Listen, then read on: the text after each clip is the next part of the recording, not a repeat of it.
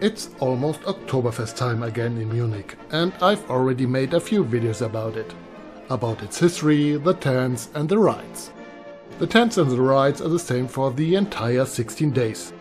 But there are some events on special days, and you might not want to miss those. By the way, I won't mention any dates in this video, but the days are the same every year. I list the exact dates for 2025 and then update them every year in the description below.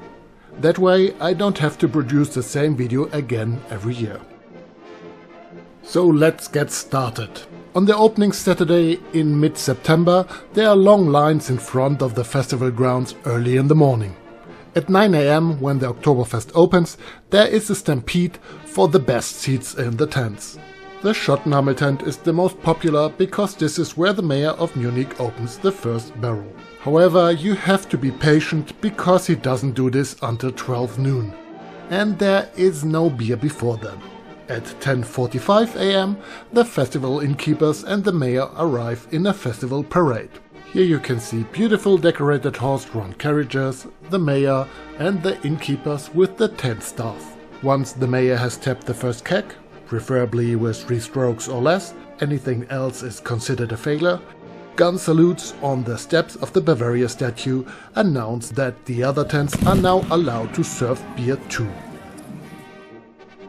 The following Sunday, the big traditional costume parade takes place in Munich at around 10 AM.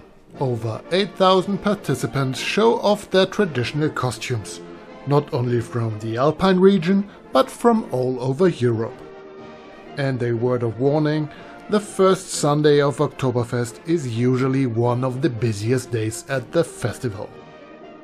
It is no secret that the Oktoberfest is an expensive affair.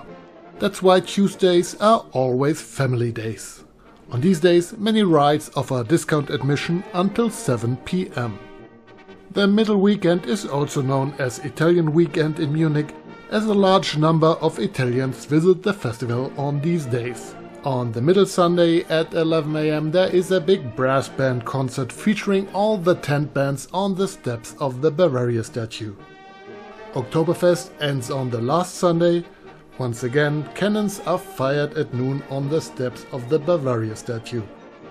And shortly before 11 PM, Oktoberfest is ceremoniously brought to a close for this year in all the tents with sparklers. The dates I have omitted from this list are dates from the queer community.